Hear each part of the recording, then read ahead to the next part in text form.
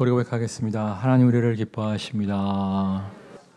하나님 우리를 축복하십니다. 우리의 부족함과 우리의 연약함에도 불구하고 하나님 우리를 너무나 기뻐하시고 축복하심을 믿고 나아가는 모두가 되시기를 주님의 이름으로 축원합니다.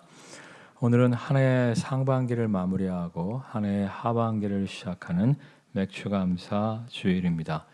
정말 한 해의 상반기에 주신 하나님의 은혜에 감사하며 하반기를 설계하는 계획하는 시간입니다.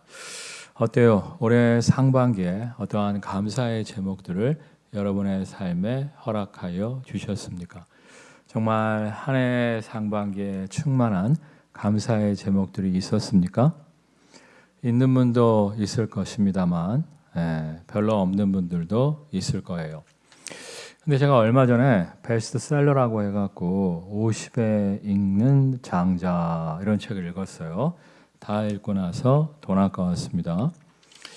별로 기억에 남는 내용이 없었는데 그래도 이제 한 가지는 기억에 남는 내용이 있었어요. 이게 뭐냐면 장자의 시대가 춘추전국 시대잖아요. 중국이 여러 나라로 나뉘어져서 서로 싸울 때 아니었습니까? 정말 당시에 여러 나라가 물고 뜯고 싸울 때 한 나라의 여인이 다른 나라의 포로로 끌려가게 됩니다. 포로로 끌려가면서 울고불고 서러워서 난리를 쳐요. 근데 막상 끌려가 보았더니 궁궐에서 시녀로 일하게 된 겁니다. 그래서 평생 먹어보지 못했던 쌀밥에 고깃국을 매 끼니 먹게 되었다는 거예요.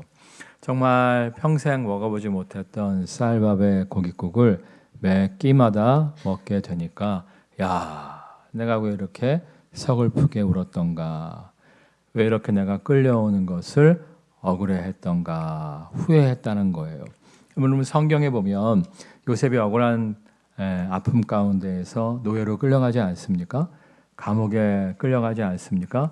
그때 얼마나 억울하고 분통이 터졌어요. 근데 노예 생활과 감옥 생활을 통해서 애굽의 구원자만이 아니라 많은 사람들을 굶주림에서 구원하는 구원자로 쓰임받게 되잖아요. 우리 따라하겠습니다. 하나님을 사랑하는 자, 곧 그 뜻대로 부르심을 입은 자들에게는 모든 것이 합력하여 선을 이루게 하시느니라. 정말 올해 상반기에 별로 열매가 없고 내가 원치 않는 길로 인생이 펼쳐졌다 할지라도 너무 낙심하거나 절망하지 마세요. 합력하여 선을 이루신 하나님의 놀라운 손길이 놀라운 회복의 역사, 은혜의 역사 허락하여 주실 줄 믿습니다. 우리 19절 말씀 다 같이 읽겠어요. 19절. 그가 아브라함에게 축복하여 이르되 천지의 주제이시요 지극히 높으신 하나님이여 아브라함에게 복을 주옵소서. 여기 그가는 멜기세덱을 이야기해요. 수협에 참여하셨거나 수협의 동영상을 보신 분들은 알겠지만 멜기세덱은 누구를 상징하는, 누구를 예표하는 인물입니까? 예수님을 상징하는 인물이에요. 그러니까 하나님의 대제사장 멜기세덱은 신약의 예수님을 상징하는 인물입니다. 예수님을 상징하는 멜기세덱이 누구를 축복하였다는 거예요? 아브람을 축복했다. 아브람은 누구의 본명이라고 말씀드렸어요? 아브람. 원래 아브람의 뜻은 한 가문의, 한 가정의 큰아버지라고 말씀을 드렸죠. 그런데 아브라함은 뭐예요? 큰 민족의, 열방의 아버지라고 말씀을 드렸어요. 제가 자꾸 복습하는 이유가 무엇이냐면 아브라함이 하나님의 부르심을 받아 약속의 땅 가나안에 들어갔을 때 아브람을 한 가문, 한 가정의 큰아버지에서 정말 열방을 책임지는 인생 아브라함으로 바꾸어 주시잖아요. 마찬가지로 우리도 하나님의 부르심을 받았잖아요. 하나님의 부르심을 받아 주님의 몸된 교회에 나옴으로 말미암아 하나님의 백성, 하나님의 자녀 되었잖아요.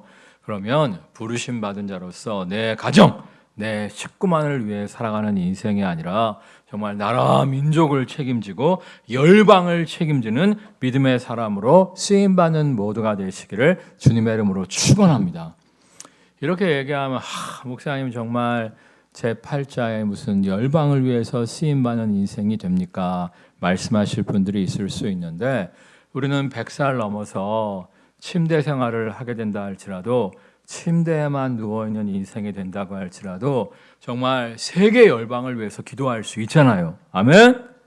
우리는 정말 100살 넘어서 어디 다닐 힘도 없어서 침대에만 누워있게 된다 할지라도 세계 열방을 품고 기도할 수가 있는 거예요. 정말 우리의 기도와 우리의 헌신을 통해 이 나라 민족이 살고 열방의 주께로 돌아오게 될 줄 믿습니다.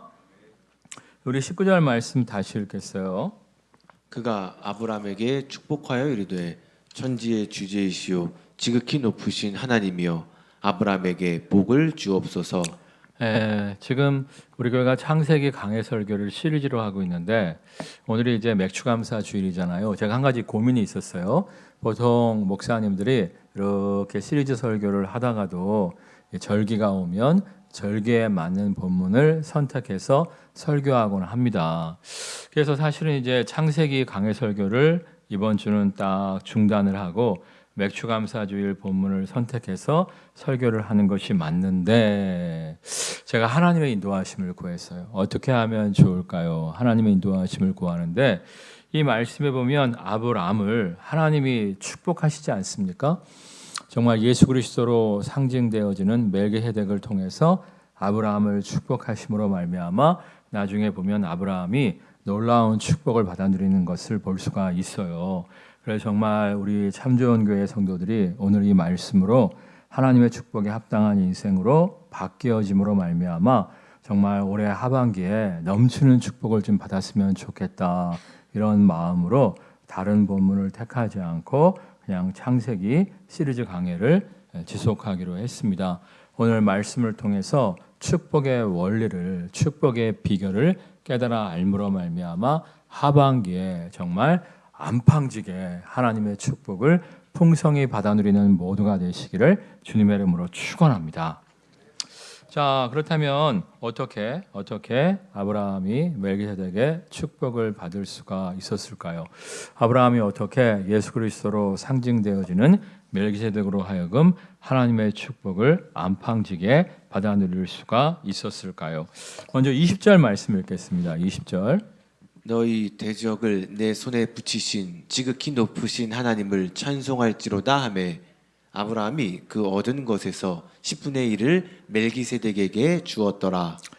그러니까 아브라함이 하나님의 놀라운 축복을 받은 첫 번째 이유는 따라하겠습니다. 대적을 격파했기 때문입니다.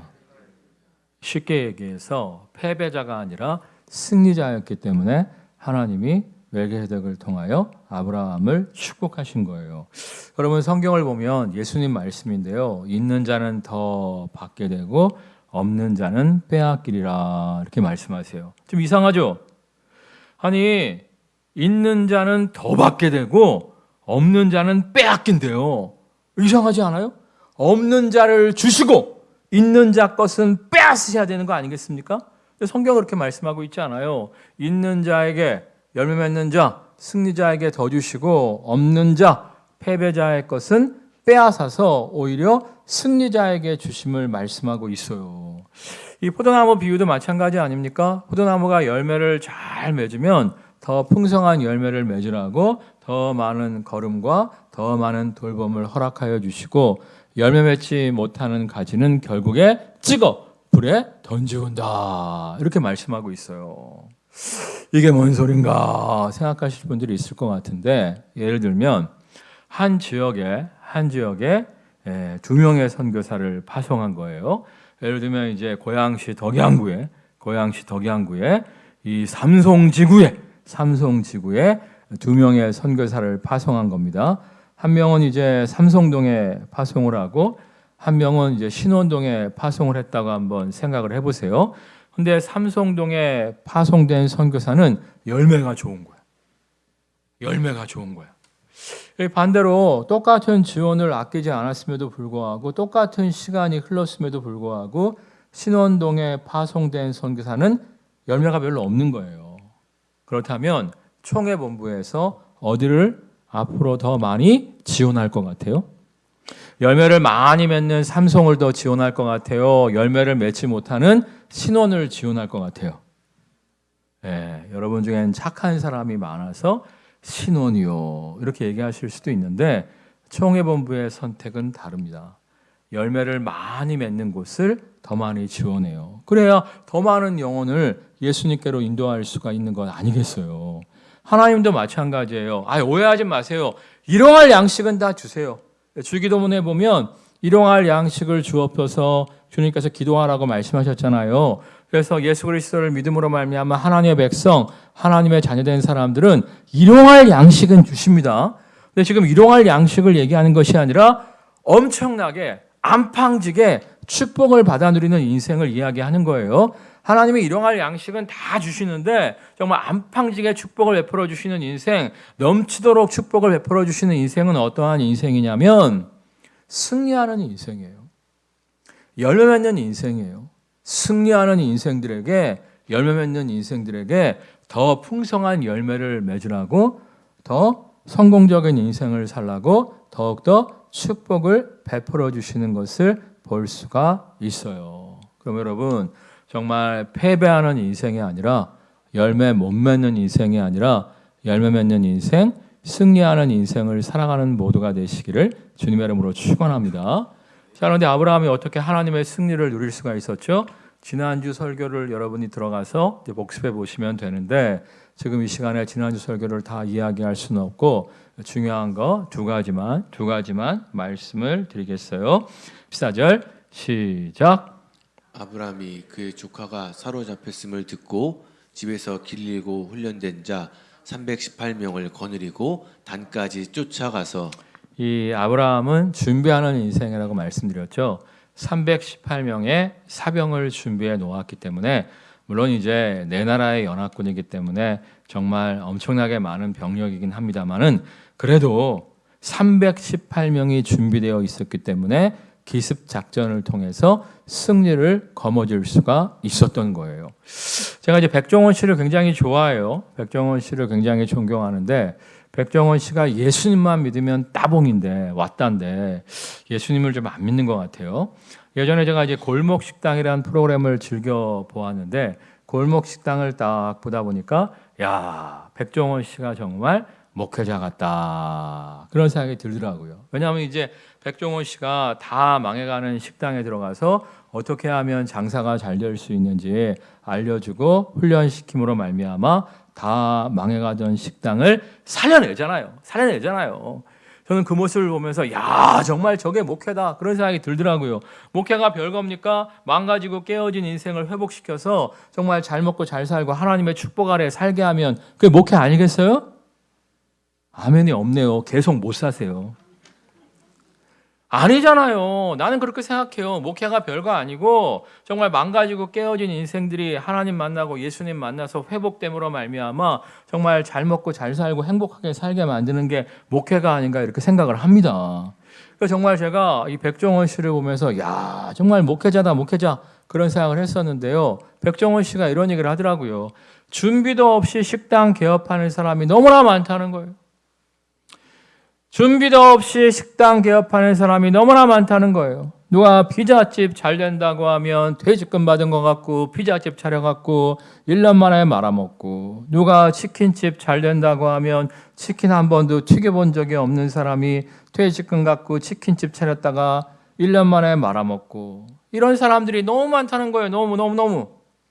제가 이제 코로나 전에 가보고 안 가봐갖고 지금은 어떤지 모르겠는데, 제가 코로나 전에 누가 좀 사준다 그래갖고 일산에 남궁이라고 하는 중국 음식점을 찾아간 적이 있었습니다. 이 3층짜리더라고요. 3층 전체를 이제 남궁이라고 하는 중국 음식점이 쓰고 있더라고요. 원래 이제 그 남궁이 IMF 때 해고당한 중국집 주방장이 3평에서 배달 전문집으로 시작해갖고 그렇게 이제 3층짜리 건물에서 3층 전체를 쓰는 남궁으로 만든 거예요. 분당에도 이제 지점이 있다고 들었는데 분당은 가본 적이 없습니다. 제가 너무 궁금해갖고 쭉 스토리를 좀 그 목사님은 단골이더라고. 저를 대접해 주신 분이 이제 목사님이셨는데 그 목사님은 이제 단골이라서 쭉 스토리를 물어보니까 하여튼 그 남궁의 사장님은요 정말 자기가 이 중국집에 대해서 A부터 Z까지 다 안다는 거예요. 가끔씩 이제 중국집 주방에서 일하시는 분들이 속여 먹을 때가 있대요. 그러면 야 나도 해봤는데 밀가루 2푸대만 쓰면 이 정도 면이 나오는데 왜 너 3푸대라고 속여? 너 1푸대 네가 먹었지? 딱 잡아낸다는 거예요. 근데 사실 다른 중국집 사장님들도 안 돼. 예? 이 정도면 되는데 밀가루를 좀 과하게 시켰다. 계란을 좀 과하게 시켰다. 다른 중국집 사장님들도 웬만하면 다 안 돼요. 근데 말을 못한대. 말을. 왜? 뭐라고 얘기했다가 삐져갖고 확 나가버리면 그날 장사 공치는 거 아니에요. 알면서도 말을 못하는 경우가 많다는 거야. 근데 그분은 중국집 주방장 출신이기 때문에 삐져갖고 나가잖아요. 오지마! 그리고 자기가 다 만들어버린대. 새로운 사람 뭐 뽑힐 때까지 한 달이고 뭐 2달이고 자기가 다 만들어버린대. 그러니까 하여튼 밑에 사람들이 꼼짝 못하고 딴짓거리도 못하고 하니까 남궁이 이렇게 커질 수가 있었다고 하더라고요. 목회도 마찬가지예요. 목회도 제대로 된 경험 없이 이렇게 목회를 시작하는 목사님들이 있어요. 그러면 조금 있다가 망하는 거예요. 저 같은 경우에는 이제 처음부터 개척에 대한 비전을 갖고 제가 이제 신학대학원 졸업하고 중형교회에서 대형교회에서 여기저기 오라고 했습니다만 제가 다 안 가고 총회본부 십자군 전도대에 들어갔어요. 총회본부 십자군 전도대는 총회본부에서 월급을 받으면서 10명, 20명, 30명 있는 개척교회에 파송이 되는 거예요. 제가 이제 앞으로 개척을 할 사람이기 때문에 개척교회를 좀 경험해야겠다. 그래갖고 10명, 20명, 30명 있는 개척교회들을 6개월마다 옮기게 돼 있거든요. 6개월마다 옮겨가면서 개척교회들을 배운 거야. 그 개척교회 어느 정도 배우고 이제 십자군 전도대를 대대하게 되었는데 그때에도 이제 대형교회에서 청빙제가 왔어요. 부목으로. 근데 제가 안 가고 내가 신도시에서 목회할 거니까 신도시에서 부흥하는 교회를 좀 경험해 봐야겠다. 그래갖고 행신동에서 100명 정도 모이는 교회에 들어가갖고 정말 350명 될 때까지 함께 하다가 개척을 한 거예요. 그러니까 제가 개척교회를 많이 경험했고 정말 부흥하는 교회를 신도시에서 부흥하는 교회들을 다 경험을 해봤기 때문에 특별한 어려움 없이 특별한 어떤 환란 없이 교회가 아름답게 성장을 하고 있잖아요. 근데 사실 저 대신에 이제 대형 교회로 들어간 제 친구가 있어요. 원래 이제 엄청나게 큰 대형 교회인데 그 교회 목사님이 저한테 직접 2번이나 오라고 스카우트 전화를 했었거든요. 솔직히 그렇게 대형 교회 목사님은 직접 전화 걸지 않습니다. 추석 부목에 거는데 저한테는 정말 특별하게 2번이나 걸었어요. 왜냐하면 제가 그때 우리 교단에서 하여튼 모회 전문가였기 때문에 그래요. 그래서 제가 이제 안 간다고 하니까 그 목사님이 나 목사 평생 후회할 거야. 나 목사 평생 후회할 거야. 뭐 이렇게 하셨거든요. 그래서 제 대신에 이제 다른 제 동기가 들어갔었는데 열심히 했더니 그 공로를 인정받아갖고 70명 교회 담임으로 갔어요. 근데 지금은 그 교회가 10,000명인데 예전에 3,000명이었어요. 3,000명 교회에서 부목을 하다가 70명 교회로 딱 갔네? 3,000명 교회는 모든 게 자동으로 돌아가거든요. 근데 70명 교회는 자기가 다 해야 되는데 경험이 없잖아. 그래갖고 70명 교회가 점점 줄더라고. 목회도 마찬가지예요. 목회도 준비 없이 시작하면 망하는 거예요. 돈 있다고 남들이 이거 하면 잘 된다고 하지 마시고 제대로 준비하고 뭐든 덤빌 줄 아는 모두가 되시기를 주님의 이름으로 축원합니다. 주식도 마찬가지야. 주식도 자기가 공부를 해야 돼요. 자기가 공부를 해야지 남말 믿고 투자하면요 망하는 겁니다. 제가 이제 군단 사령부에서 근무를 했거든요. 군단 사령부에서 군복무를 했는데 그러다 보니까 이제 우리 내무반에 서울대 애들도 많고 연대 애들도 많고 막 그랬어요. 펀드 매니저 하다가 온 애들도 있었어요. 이렇게 물어보니까 펀드 매니저의 제일 사명은 뭘까요? 회사를 복되게 하는 걸까요? 고객을 복되게 하는 걸까요? 잘 모르겠어요? 회사를 복되게 하는 거예요. 여러분 오해하시면 안 돼요. 펀드 매니저의 제일 사명은 고객을 복되게 하는 게 아니에요. 회사를 복되게 하는 거예요. 그러니까 자기가 주식 투자도 좀 공부를 하고 들어가야지 펀드 매니저 말만 믿고 들어가잖아요. 쪽박 치는 경우가 상당히 많이 있습니다. 여러분 정말 준비 없이 아무것도 하지 마시고요. 최선을 다해서 준비하고 모든 덤벼들 줄 아는 모두가 되시기를 주님의 이름으로 축원합니다. 이 두 번째는 15절 말씀이에요. 15절 말씀. 그와 그의 가신들이 나뉘어 밤에 그들을 쳐부수고 다메섹 왼편 호박까지 쫓아가. 여기 보면 이제 이 318명을 여러 팀으로 나누어 갖고 밤에 야습을 하는 모습을 볼 수 있는데 뭐 당연한 거죠. 병력이 훨씬 많으니까 저쪽이 당연한 거라고 생각하실 수 있는데 옛날에는 이런 생각 못 했어요. 여러분 이제 남북 전쟁 때 전쟁 영화 보신 적 있어요? 어떻게 싸워요? 남군이 쭉 줄 서 있고 북군이 쭉 줄 서 있고 서로 마주보고 줄 서 있잖아요. 이쪽이 타다당 쏘고 이쪽이 타다당 쏘고 북치면서 이렇게 서로 다가오는 장면 보신 적 있죠? 성경만 보지 말고 그런 거 좀 보라니까. 하여튼 남북 전쟁 시대에도 전쟁을 할 때 줄 쫙 서갖고 북치면서 서로 이렇게 마주보고 싸웠지 기습 공격, 야습 이런 거 없었다니까. 여러분 중세 영화 봐도 그렇잖아요. 기사들이 싸우는 중세 영화를 봐도 쭉 줄 서갖고 이쪽은 수백 명, 이쪽은 10명밖에 없는데 말 타고 야! 막 달려들잖아요. 그렇게 정면 돌파하던 시대가 예전이었단 말이야. 예전. 그런데 이 아브라함이 정말 팀을 쫙 나눠갖고 야습을 하는 거예요. 야습. 우리 잠언 말씀 읽겠습니다. 너는 전략으로 싸우라. 승리는 지략이 많음에 있느니라. 정면 돌파 그런 거 좋아하지 마시고요. 우리가 지혜가 있어요. 지략이 있어야 돼요. 지략. 제가 이제 역사를 좋아해서 전쟁사를 가끔 읽는데 여러분 이제 메가더 장군 아시죠? 메가더 장군이 원래 이제 원산 쪽으로 들어오려고 했었어요. 우리나라가 이제 이렇게 길다랗지 않습니까? 길다란데 이 위쪽이 원산인데 미군 본부에서 미국 본토에서 원산으로 들어가라 명령을 내렸거든요. 근데 이제 메가더 장군이 하나님의 사람 아닙니까? 메가더 장군이 하나님의 사람이라서 매일마다 말씀을 읽고 묵상하고 기도하는 사람이었는데 그날따라 이렇게 여호수아 말씀을 묵상을 하는데 여러분 그럴 때 있어요.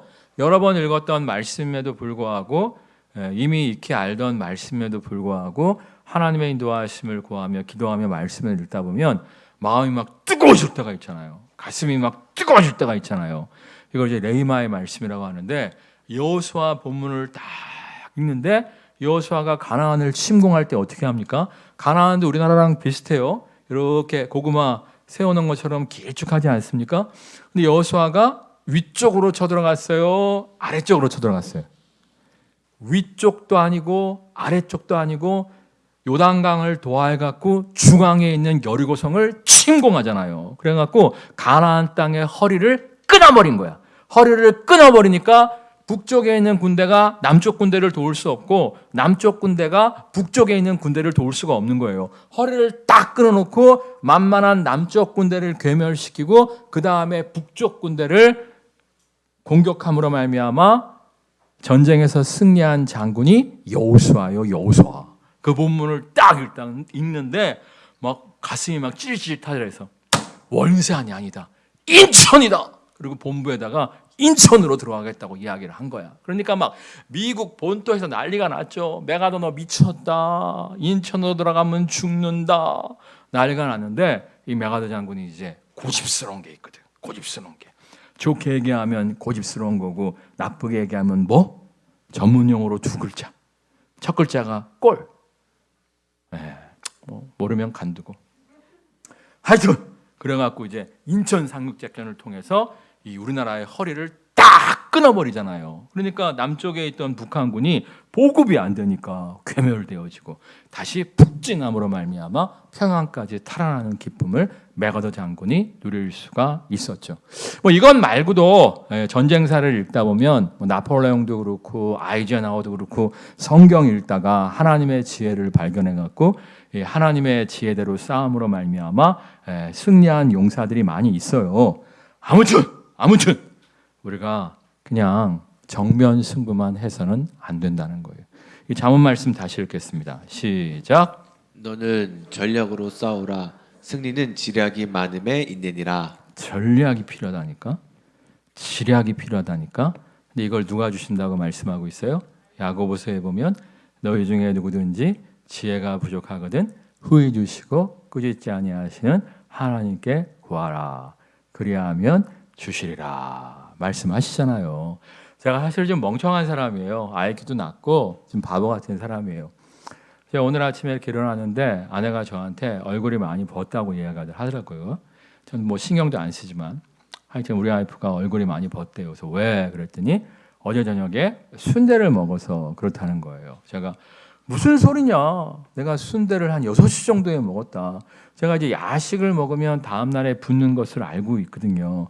근데 야식을 먹은 게 아니라 오밤중에 먹은 게 아니라 6시 정도에 먹었는데 왜 붓냐? 그렇게 얘기했더니 짠 걸 먹으면 붓는데요. 그래서 와, 짠 걸 먹으면 부어 그랬더니 당신 지금 나이가 몇 살인데 그걸 지금 깨달았냐는 거야. 근데 제가 이래요. 제가 이런데 가끔씩 내게 맡겨진 어떤 프로젝트 뭐 그런 것들을 이렇게 나중에 딱 하고 나면 내가 놀랄 때가 있어요. 어떻게 내가 이런 생각을 했지? 어떻게 내가 이런 생각을 했지? 뭐 그렇게 놀랄 때가 있어요. 이게 누가 주신 지혜예요? 저분이 주신 지혜예요. 저분이 주신 지혜. 여러분 정말 하나님의 지혜를 간구함으로 말미암아 정면 승부가 아니라 전략으로 지략으로 싸울 줄 아는 모두가 되시기를 주님의 이름으로 축원합니다. 20절 말씀 읽겠습니다. 20절. 너희 대적을 내 손에 붙이신 지극히 높으신 하나님을 찬송할지로다 하매 아브라함이 그 얻은 것에서 10분의 1을 멜기세덱에게 주었더라. 또 이 아브라함은 11조를 성실히 드릴 줄 아는 사람이었습니다. 이렇게 목회하면서 보면 우리 교회 이제 망가지고 깨진 인생으로 오셨는데 11조 생활 배워갖고 11조 생활에 성실했더니 물질 축복을 받으신 분들이 참 많이 있어요. 근데 안타깝게도 이상하게 뭐 초신자도 아니고 새가족도 아닌데 이상하게 11조 생활에 헌신을 못 하시는 분들이 있더라고요. 11조를 드리다가도 뭐 한 2번 드리다가 말고 3번 드리다가 말고 뭐 기분 좋으면 가끔 드리고 심각한 문제 있으면 어쩌다 한번 드리지 정말 꾸준하게 성실하게 11조 생활을 못 하시는 분들이 있어요. 근데 그런 분들을 보면 앞으로 좀 버는 것 같은데 나중에 10년, 20년 후에 보면 뒤로 다 까먹어 버리더라고요. 예? 그 11조 생활 안 하고 그거 뭐 주식 투자를 했는지 부동산 투자를 했는지 잘 모르겠는데 정말 앞으로 버는 것 같은데 뒤로 다 까먹어 버려 갖고 어려움 가운데 계신 분들이 많은 것을 제가 목회 현장에서 여러 번 목도를 합니다. 근데 반대로 정말 뭐 사업을 하시는 것도 아니고 그냥 회사 다니시는 분임에도 불구하고 가족들이 11조 생활에 성실하잖아요. 그럼 하나님이 정말 진급을 시켜주시기도 하고 더 많아주는 회사로 이직을 시켜주시기도 하고 애가 장학금을 타온다든지 정말 예상치 못했던 물질의 축복을 누리게 되는 것을 볼 수가 있어요. 제가 사실 이제 담임이 된 다음에는 용기가 없어서 그런 얘기 못 하는데 제가 이제 부교역자 시절에 제가 부교역자 시절 지냈던 교회는 좀 괜찮은 동네가 좀 괜찮은 동네였어요. 그럼에도 불구하고 이제 조금 어려우신 분들도 있었거든요. 저는 언제나 잘 사는 교구를 맡지 않고 언제나 담임 목사님이 좀 상대적으로 못 사는 교구를 맡기셨어요. 잘 사는 교구를 맡은 목사님은 맨날 좋은 데 가서 먹으니까 집밥이 맛이 없다고 하더라고. 근데 어쨌거나 저는 이제 어려우신 분들을 많이 맡았는데 제가 한 번은 이제 어느 집에 딱 갔는데 야, 집이 참 방 2개밖에 안 되는데 애들도 많고 와, 좀 그래. 근데 이제 맨 빌라 꼭대기층인데 물이 잘 안 나오는 거야. 원래 빌라는 맨 꼭대기층이 잘 안 나와요. 이 물탱크가 위에 있어서 맨 꼭대기층이 잘 나올 것 같은데 물탱크에서 물이 1층으로 먼저 가요. 그리고 올라가는 거기 때문에 맨 꼭대기층이 물이 잘 안 나옵니다. 어떻게 하냐? 나도 살아봤거든. 빚에는 빌라 맨 꼭대기층에 살아봐갖고 아는데 하여튼 이제 그 빌라의 맨 꼭대기층에 사니까 물도 잘 안 나오는 거야. 근데 또 물이 또 녹순물이 나오는 거야. 너무 안 됐더라고. 그 아내가 이제 파출부 하시는 분이었는데 남편은 또 이렇게 하여튼 뭐 하시고 여자 집사님한테 내가 그랬어요. 집사님이 11조 안 하시나 우리 교회 돌아가는 거에는 아무런 문제가 없습니다. 근데 집사님 가정이 일어나려면 11조 생활 하셔야 됩니다. 내가 그랬어요. 야, 지금 나 그런 말 못해. 부흥이니까 그랬지. 근데 사실은 그런 얘기를 한 3-4집에 했는데 다른 집들은 안 듣고 그분만 들었어. 그분만. 그분 집이 일어났어요. 여기 은평 뉴타운에 40평짜리 살잖아. 아멘 듣고. 정말이에요, 정말. 11조 생활 성실하게 하면 하나님이 일으켜 주세요.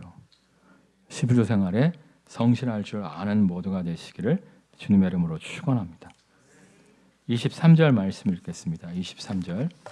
내 말이 내가 아브람으로 치부하게 하였다 할까 하여 내게 속한 것은 실한 오락이나 들매끈 한 가닥도 내가 가지지 아니하리라. 그러니까 이제 소돔에 있는 사람들을 다 건져내고 그들의 재산까지 다 되찾아온 거예요. 그러니까 소돔 왕이 고마워서 사람만 돌려주고 나머지는 전리품으로 챙기십시오라고 얘기했는데 아브라함이 원치 않는다고 이야기한 거예요. 원치 않은 이유가 여러 가지가 있어요. 여러 가지가 있는데 시간 관계상 다 이야기를 못하고 딱 한 가지만 이야기한다면 따라하겠습니다. 하나님으로 충분합니다. 그러니까 하나님의 공급하심만으로 충분하다는 거예요. 하나님이 충분히 주시니까 충만히 주시니까 전리품 안 챙겨도 된다는 거예요. 하워드 휴즈라고 미국 최고의 부자가 있었어요. 여러분 사실 미국의 부자는 우리나라하고 비교도 안 됩니다. 우리나라 뭐 삼성의 이건희가 부자라고 합니다만 미국 1000대 부자에도 못 들어가요. 근데 미국에서 넘버원 1등 부자다? 엄청난 거예요. 엄청난 거. 근데 그 하워드 휴즈가 영양실조로 죽었어요. 이유가 뭐냐면 재산을 다 탕진해서 영양실조로 죽은 게 아니라 엄청나게 죽을 때까지도 재산이 많았는데 자기 자식들이 자기가 빨리 죽어야 유산을 상속받는다고 자기를 독살할지도 모른다는 두려움에 빠진 거예요. 그래서 이제 대저택을 두고 자기가 경영하는 뭐 자기가 경영하는 호텔도 뭐 여러 개였지. 그 중에 하나 펜트하우스 맨 꼭대기층에 살면서 룸 서비스 충분히 받을 수 있잖아요. 안 그래요? 냉장고 안에도 충분히 음식이 있잖아요. 근데 영양실조로 굶어 죽었어요. 근데 하워드 휴즈에게 기자가 물었어요. 얼마나 더 벌기를 원하십니까? 그랬더니 하워드 휴즈가 뭐라고 했냐면 조금 더. 아니 미국 제일의 부자인데 뭘 덜 벌겠다고 그러는 거예요? 조금 더. 이러다가 영양실조로 굶어 죽었다니까? 아니 어차피 그 재산 다 놔두고 갈 건데. 예? 난 그래서 빌 게이츠가 똑똑하다고 생각해요. 빌 게이츠가 어느 정도 부를 획득한 후에 나는 더 이상 벌 필요가 없다. 그리고 다 내려놓고 사회복지 사업만 하고 있잖아요. 이 록펠러도 마찬가지죠. 록펠러도 아들한테 딱 뭐라고 얘기합니까? 아들아, 너는 고생 없이 커서 사업에 은사가 없다. 너는 나눠주고 살아라. 그래갖고 사회복지 공부시켜갖고 아들을 사회복지사로 만들잖아요. 그래갖고 록펠러 자식들은요 일 안 해요. 일 안 해. 그 전문 기업가한테 다 맡겨놓고 록펠러 후예들은 사회복지만 하고 살아요. 그랬더니 하나님이 록펠러 가문을 축복하셔갖고 지금까지도 미국을 뒤에서 흔드는 재력가가 누구예요? 록펠러 가문이에요. 여러분 더 하지 마시고요. 하나님이 주신 것에 좀 만족하며 감사하며 살아갈 줄 아는 모두가 되시기를 주님의 이름으로 축원합니다. 마지막으로 24절 말씀 읽겠습니다. 24절.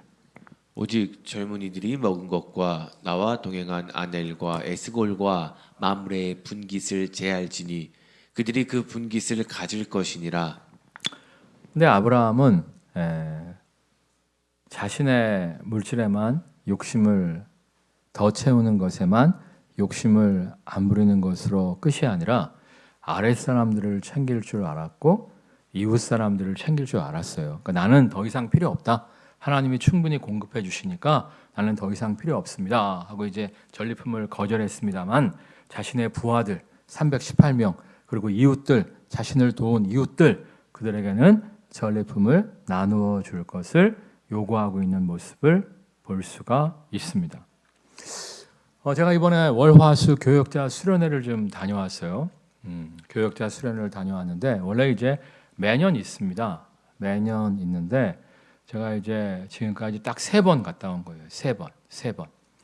이 코로나 때도 이제 한 번인가 쉬고 매년 있었는데 하여튼 제가 여러 가지 일정 때문에 이번에 3번째로 다녀왔습니다. 제가 15년 전인가 16년 전에 아내와 처음 교역자 수련회에 참석을 했었는데요. 그때 이제 저녁 먹고 자유 시간이 있더라고요. 자유 시간. 이 자유 시간에 이렇게 숙소 주변을 산책을 아내와 함께 하고 있는데 이 숙소 주변에 과일 가게가 있었어요. 과일 가게. 근데 그 과일 가게에서 목사님, 사모님들이 과일을 엄청 사시더라고요. 밤에 이제 야식으로 드신다고 과일을 엄청 사시더라고요. 근데 사실 그때 제가 돈 10,000원도 없을 때였어요. 정말 주머니에 돈 10,000원도 없을 때였어요. 저는 이제 충분히 그 수련회에 참석하면 간식도 줄 줄 알았는데 간식을 안 주더라고. 이번에도 보니까 2박 3일 간식을 첫날 주는데 요만한 비닐팩에 방울토마토 몇 개야. 그거 10분이면 다 먹잖아요.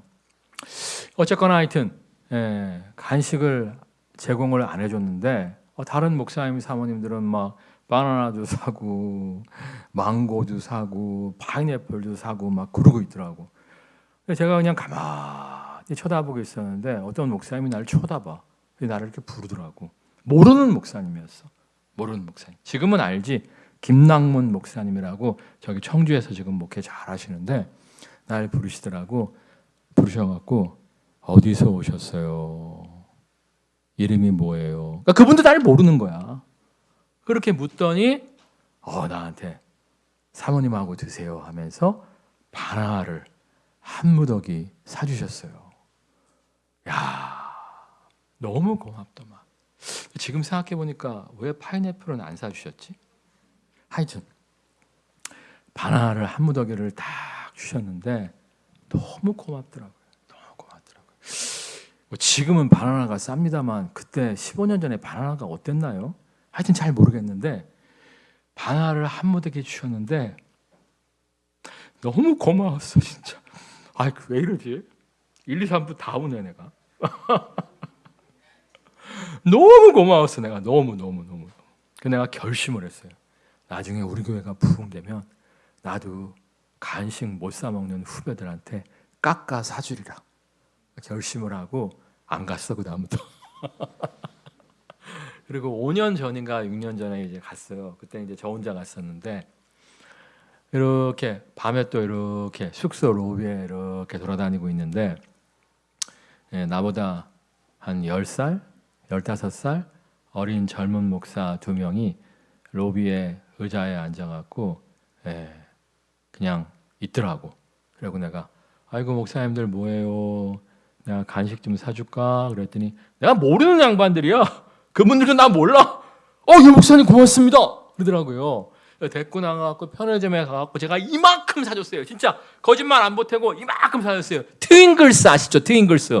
예? 짭짤한 거. 내가 그거 원래 굉장히 좋아했는데 비싸갖고 못 사 먹었거든. 근데 트윙글스 요만한 것도 있는데 내가 길쭉한 거 있잖아. 길쭉한 거 종류별로 3개나 사줬어. 그것만 사준 게 아니야. 음료수에다가 뭐에다가 진짜 이만큼 사줬어요. 솔직히 그때도 내가 형편이 이렇게 좋지 않았기 때문에 트윙글스 좋아했지만 내가 못 사 먹었거든. 신방 갔을 때 내오면 먹었지 내 돈 주고 내가 그때 트윙글스를 사 먹지는 못했어요. 근데 요따만한 트윙글스도 아니고 긴 거 있잖아. 긴 거. 그걸 내가 3개나 사줬다니까. 아, 그것만 사준 게 아니야. 뭐 여러 가지 사줬어. 아, 근데 그렇다고 여러분 트윙글스 사오지 마세요. 이제는 짜서 안 먹어. 어쨌거나 그렇게 막 사서 줬는데 몇 달 전에 이제 그 둘 중에 한 목사님한테 전화가 와서 진짜 성이 한씨야, 한씨. 둘 중에 한 목사님인데 한씨야, 한씨. 그분이 나한테 전화가 와갖고 아, 목사님 제가 중학교 때부터 키웠던 제자가 신학교 졸업하고 이제 전사 자리를 찾고 있는데 목사님 교회에 좀 뽑아주셨으면 좋겠습니다. 그래서 뽑은 친구가 정전이야, 정전. 감동이 없네. 근데 어쨌거나. 근데 이번에 제가 수련회를 갈 때는 이번에도 제가 이제 혼자 갔는데 제가 지갑을 가지고 갔어요. 제가 원래 지갑을 잘 안 갖고 다녀요. 삼성페이를 쓰기 때문에 현찰을 안 써서 지갑을 잘 안 갖고 다니는데 제가 지갑에다가 5만 원짜리를 몇 장 넣어 갖고 갔어요. 이렇게 산책하다가 알거든. 어려운 목사님, 힘없는 목사님, 개척교회 목사님을 보면 아이 목사님 간식 사서 드세요. 아이 목사님 간식 사서 드세요. 좋고요. 또 갈 때 이제 가평유고소를 잠깐 들렸는데 젊은 목사님들 부부가 또 있더라고. 나도 젊은데 나보다 더 젊은 목사님들. 그래서 내가 밥도 사고 음료도 사고. 고속도로 휴게소의 장점은 비싼 게 없어. 최고 비싼 거 먹으라 그래도 11,000원짜리더라고. 그렇게 사고 또 오는 길에도 또 가평유교소에 들렸는데 사람들이 막 줄을 서대. 뭔가 싶어 나도 섰어. 그랬더니 그게 뭐 무슨 샌드인데 1인당 2개밖에 안 파는 샌드래요. 난 돈 10,000원 주는 줄 알았더니 14,000원이더라고. 그래갖고 내가 혼자 사면 2개밖에 못 사니까 다른 목사님 막 오라 그래갖고 줄을 세워갖고 내가 하여튼 여러 개 샀어요. 여러 개 사갖고 이제 집에 가서 애들하고 나눠 먹으라고 이렇게 탁 드렸는데 얼마나 행복했는지 몰라. 근데 내가 또 한 가지 기억에 남는 게 오밤중에 마지막 날 밤이었나? 오밤중에 또 밤에 이렇게 산책을 딱 하고 있는데 저쪽에 개척한 지 2달 된 목사님 사모님하고 애를 맡길 데가 없었는지 5살 정도 된 애를 데리고 왔더라고. 근데 내가 보니까 숨어 있는 분위기야. 왜냐하면 이제 목사님들이 볼 때마다 어이구 개척해갖고 힘들겠네 좀 어때? 어이구 개척해갖고 힘들겠네 좀 어때? 물어볼 거 아니야. 나도 경험해봐서 알아요. 녹음기가 필요한 순간이더라고 진짜. 물어보면 딱 이렇게 하게. 그럴 수는 없지만. 그러니까 이제 저쪽에 이렇게 딱 숨어 있더라고. 귀찮으니까. 그래서 내가 아이고 무슨 교회 목사님 하고 부르니까 얼굴 표정이 싫은 표정이야. 아이고 하루 종일 피곤했는데 지금 우리끼리 쉬는데 지금 가만 냅두지. 이런 표정이더라고. 내가 쫙 찾아가갖고 그 애한테 5만 원짜리를 딱 줬어. 그랬더니 애도 5만 원짜리를 알대. 그냥 얼굴에 그냥 화색이 돌면서 목사님 안녕하세요. 근데 숙소로 딱 돌아오는데 같이 갔던 내 친구가 그런 얘기를 하더라고. 대현아, 니네 교회가 부흥되는 이유가 있구나. 니네 교회가 부흥되는 이유가 있구나. 네가 베푸는 삶을 사니까 하나님이 너희 교회를 축복하시는구나. 저는 제 친구의 말이 진실이라고 믿습니다.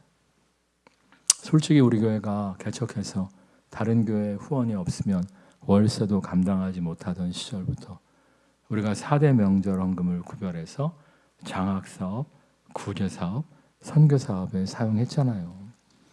우리가 정말 성전 건축하면서 단돈 10만 원이 아쉬울 때 그때에도 우리 교회는 명절헌금을 건드리지 않았습니다. 그때에도 우리 교회는 선교헌금을 건드리지 않았습니다. 그리고 정말 장학사업, 구제사업, 선교사업을 했더니 하나님께서 빠른 시간에 예배당 있는 교회로 축복하여 주셨습니다. 여러분 맨날 더 하지 마시고요. 좀 베푸는 삶을 사세요. 없다 하지 마시고요. 베푸는 삶을 사세요. 사실 진짜 제가 트윙글스 요만한 것도 제 돈 주고 안 사 먹었었어요. 근데 이렇게 길다란 거를 종류별로 사줬다니까. 그랬더니 정말 하나님께서 이번에 나를 축복하셔서 이번에는 5만 원짜리를 이렇게 베풀 수 있는 축복을 주시더라고요. 여러분 정말 베품으로 말미암아 없어도 베품으로 말미암아 더 베풀라고 더 주시는 축복의 하나님을 만나는 모두가 되시기를 주님의 이름으로 축원합니다. 찬양하겠습니다.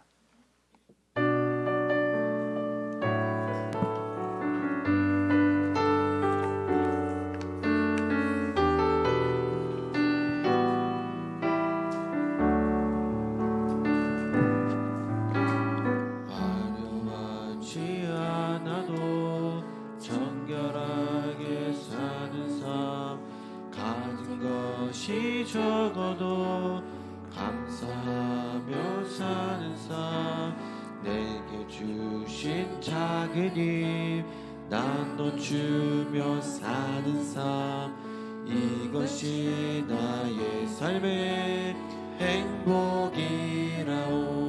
눈물 날 일 많지만 눈물 날 일 많지만 기도할 수 있는 것, 억울한 일 많으나 주를 위해 참는 것, 비록 짧은 작은 삶 주 뜻대로 사는 것, 이것이 나의 삶의 행복이라오. 이것이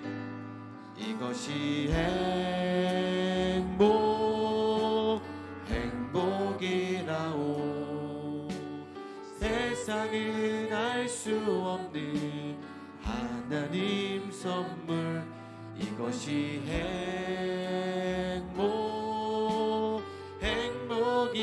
행복이라오.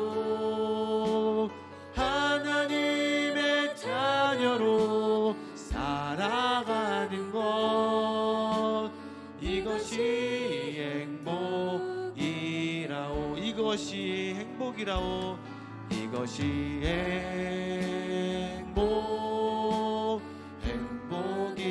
행복이라오. 세상은 알 수 없는 하나님 선물, 이것이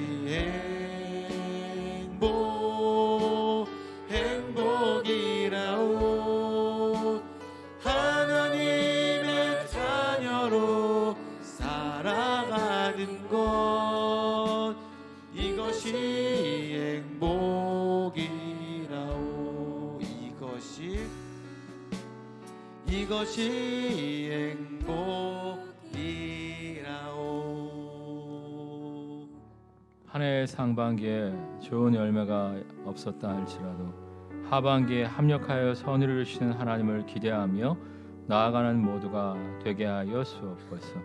믿고 준비하며 하나님의 지혜를 구하며 전략으로 지략으로 싸우는 인생 되어지게 하여 주옵소서. 더 챙기려 하고 욕심만 부리는 인생이 아니라 정말 먼저 11조 생활에 성실하며 주신 것에 만족할 줄 알고 감사하며 베풀 줄 아는 인생이 되어지게 하여 주옵소서. 이를 통하여 더 많이 베풀라고 더 많이 주시는 하나님을 경험하게 하여 주옵소서. 합심해서 기도하겠습니다. 할렐루야. 사랑하시는 하나님, 아버지 우리를 축복하시며 감사합니다. 아버지 상반기에 내게 주신 은혜가 하반기라고 할지라도 아버지 낙심하지 말고 주의 자녀로 살아가는 축복하라 주심에 감사하며 아버지 주어진 삶에 만족하며 나아가게 해주시옵소서. 아버지와 화려하진 않아도 정결하게 살고 가진 것이 적어도 감사하며 살고 내게 주신 작은 힘이지만 베풀며 나눠주는 삶을 살아갈 때 주님은 더 많이 베풀라고 우리의 인생 가운데 더 많은 복을 허락하실 줄 믿습니다. 아버지, 이것이 행복임을, 이것이 하나님의 자녀로 살아가는 축복임을 우리가 날마다 우리의 삶 가운데 경험하게 하시며 감사합니다.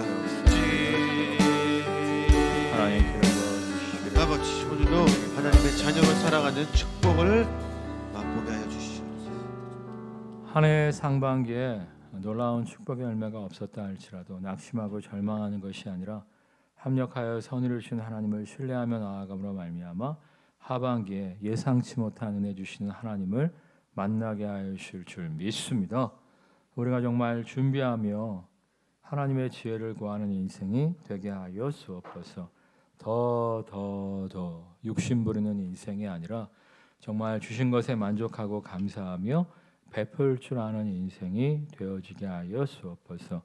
먼저 11조 생활에 성실하며 베풀 줄 아는 인생을 살아감으로 말미암아 하나님이 더 많이 베풀라고 더 많이 채워주시는 인생 되어지게 하여 주옵소서. 예수 그리스도의 이름으로 기도드립니다. 아멘. 우리 고백하겠습니다. 더 큰 축복을 누립시다. 축복에 합당한 삶을 선택함으로 말미암아 하반기에 더 큰 축복을 누리는 모두가 되시기를 주님의 이름으로 축원합니다.